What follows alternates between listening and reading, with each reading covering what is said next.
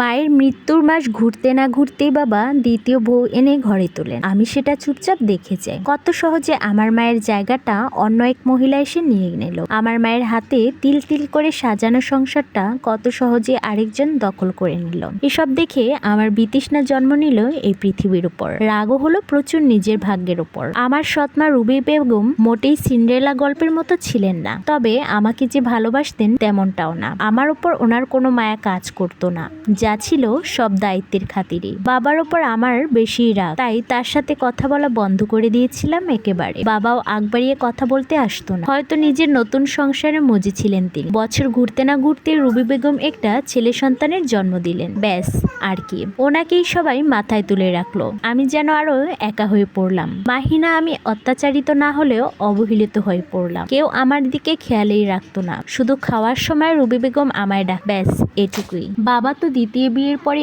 আমার জন্য পর হয়ে গিয়েছিল। শুধুমাত্র আমার থাকা খাওয়া আর পড়াশোনার টাকা মিটিয়ে যেন ওনার সব দায়িত্ব শেষ। এভাবেই আমার দিনগুলো গেল। ধীরে ধীরে বড় হতে লাগলাম। মাতৃহারা আমাকে যেন ভালোবাসার কেউ ছিল না, ঠিক তেমনি শাসন করারও কেউ ছিল। আমার যখন যা ইচ্ছা করতাম, কেউ কিছু বলতোও না। ভালোবাসার সাথে সাথে শাসন থেকেও বঞ্চিত হলাম, আর নিজের সব রাগ আমি ঢেলে দিলাম বাইরের লোক। একদিন স্কুলে একটা মেয়ের মাথা মেরে ফাটিয়ে দিলাম। মেয়েটার সাথে সামান্য কথা কাটাকাটি থেকেই এই বড় অঘটন ঘটিয়ে এই নিয়ে অভিযোগ গেল বাবার। বাবা সেদিনই বোধহয় অনেকদিন পর আমার সাথে একটু কথা বলল, তবে সেটাও ক্রোধের সাথে। আমাকে হুমকি ধুমকি দিলেন শুধু, অথচ উনি চাইলে ভালোভাবেও বুঝিয়ে বলতে পারতেন। এই ঘটনাগুলো আমার জীবনে আমূল পরিবর্তন নিয়ে আসতে লাগলো। নিজের নিঃসঙ্গতা কাটাতে আমি বেছে নিলাম নেশার পথ। ক্লাস 9-এ পড়া অবস্থাতেই নিজের কিছু বন্ধুর দেখা দেখি সিগারেট খেতে শুরু করলাম। তারা বলতো এটা খেলে নাকি এর ধোঁয়ার সাথে ধুলো বাতাসে উড়িয়ে দেওয়া যায়। তাদের কথা মেনেই আমি নেশায় জড়ালাম, আর সত্যি নেশা করে আনন্দ পেতে। এভাবে দিন গেল। কোনো রকমে এসএসসি পাশ করে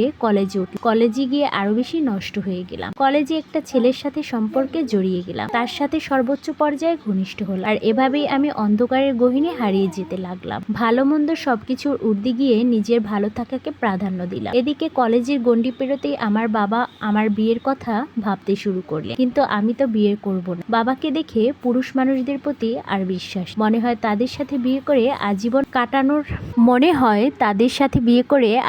কাটানোর মানে নেই, কারণ তাদের কাছে ভালোবাসার মূল্য নেই, আছে শুধু শরীরের মূল্য। তবে বাবাও বদ্ধপরিকর আমার বিয়ে দেওয়ার জন্য।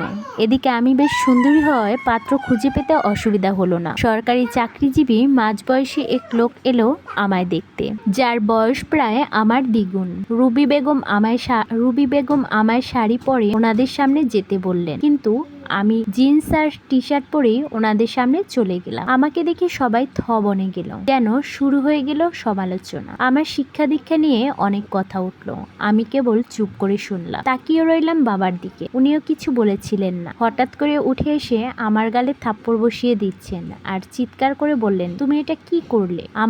আমার মান সম্মান ধুলো মিশিয়ে দিলে। তোমাকে আমি এই শিক্ষা দিয়েছি? আজ আর নিজেকে আটকে রাখতে পারলাম না। বাবার থেকে দ্বিগুণ জোরে হুক্কার দিয়ে বললাম, হ্যাঁ আমি এমন, আর এর জন্য তুমি দায়ী। সত্যি বলতে তুমি আমার কোনো শিক্ষাই দাও। আজ আমি যে এমন তার জন্য দায়ী। আমার জীবন তো সেদিনই শেষ হয়ে গিয়েছে, যেদিন মা মারা গেছিল। তারপর থেকে তো আমি মৃত্যুর মতোই বেঁচে আছি। কথাটুকু বলেই দৌড়ে ঘরে চলে আসলাম। দরজা ভিড়িয়ে মায়ের ছবির সামনে গেলাম। ডুকরে কেঁদে উঠে বললাম, তুমি কেন আমায় ছেড়ে চলে গেলে মা? যাওয়ার সময় আমায় নিয়ে যেতে পারলে না? মাতৃহারা কন্যারা যে কতটা অবহেলিত হয় সেটা যদি সমাজ বুঝতো, তাহলে কখনো তাদের দিকে আঙুল তুলতো না।